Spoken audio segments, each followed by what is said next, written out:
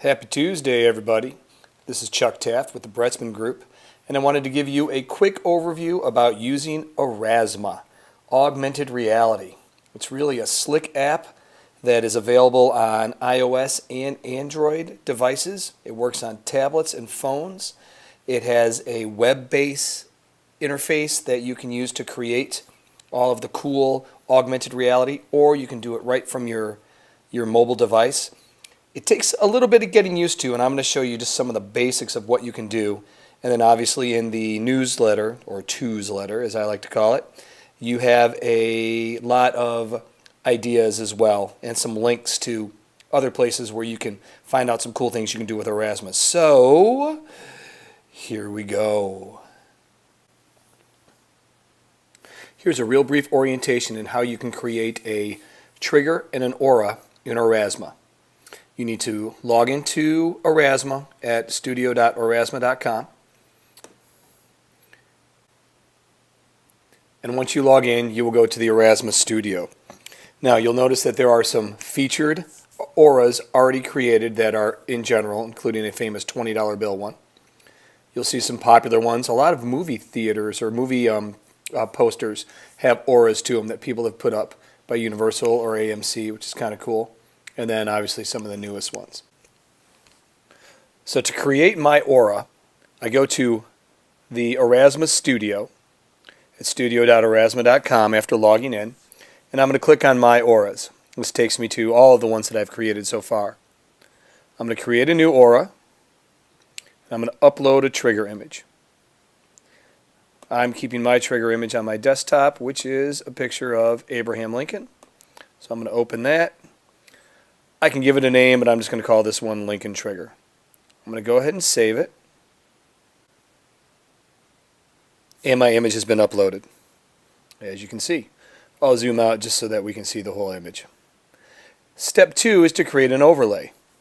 So I'm going to go to Next, and I'm going to upload an overlay. That overlay is going to be what I have labeled Lincoln Aura, and I'll click Open.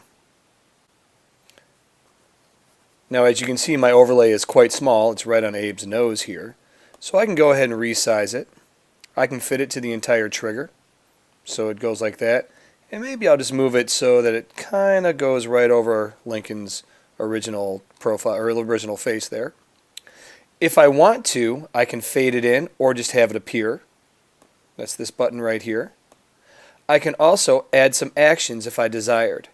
I can add actions when the overlay is tapped, double tapped, after it's faded, after it's started, when it is finished, or after a time delay. Those are a little advanced. I'm not playing with those yet. The actions can be load a URL, you can pause it, you can perform a random action, full screen, a whole bunch of things that you can do. But we're not going to worry about that right now. So I have my trigger, I have my overlay. Now I need to finalize my aura. I'm going to click Next. And I'm going to give my aura a name. I'll just call it Abe. We've got our overlays. It's called the Lincoln Aura. And I'm going to save it. Always save. And I'm going to share it.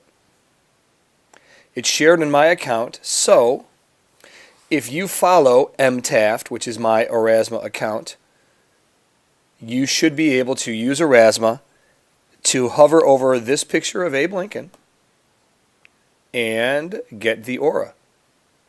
So let's see if it works. Now to get this to go, I'm going to click on the Aurasma app. I'm going to go boom. Then I'll show you Aurasma, and that's what that's the camera. Those kind of balls. That's where it would be hovering, or that's what you would use to hover over the image. Just want to show you a couple things real quick. To make sure that you can get it, you go to the Explore section of the menu, which is using the little purple A, and then you're going to want to drag down. By dragging down, it will update all the auras that have been created. If you wanted to make an aura, you can use the plus button. You can make it from the iPad or the whatever mobile device you're using. You can search for auras right here, and right here you can find out all about your own auras. But when you go to the camera, you'll get these kind of sort of Well, I don't know, what are those? So let's see if it works with Mr. Lincoln. This could be exciting. So you can see Mr. Lincoln. I will hover over Mr. Lincoln. And as you can see, the aura appears. Ooh, yeah, that is so 77 years ago. Very cool.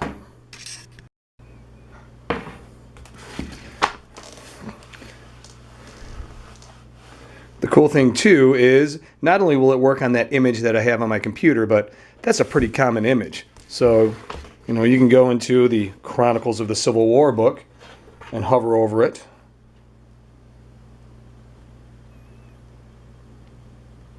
And there's that same aura that comes up. That is so 77 years ago. Pretty nifty. One way to use Aurasma in the classroom is to use the ghost or aura aspect of it to be kind of spooky. When my co-teacher, Lori, teaches about The Telltale Heart by Edgar Allan Poe in the early 19th century, I also do the heartbeat of America's economy during that time period. So what we did was we pretended that we found a bunch of pen and ink drawings underneath the floorboards of an old New England home, and that these images must have had something to do with the heartbeat of the economy, but they had some sort of spirit or aura to them. So using Aurasma, we hit the Aurasma right here, and as we'll see, when we hover over some of the images, information will come up. For example, this right here. Does anybody know what that is? Let's find out. Ooh, it's Elias Howe and the sewing machine. Or these ships right here, we hover over them. They have the aura of the Clipper ships. So the kids really kind of dug it. They got into it. They thought, oh man, this is really, really cool. What's this thing?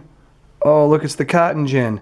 And then what can happen too is once you hover over them, we click on it, and it'll take us to some information about that topic, the cotton gin. So it's one way to use Aurasma. There's a whole lot of other ones, but it was pretty cool. The kids really dug it.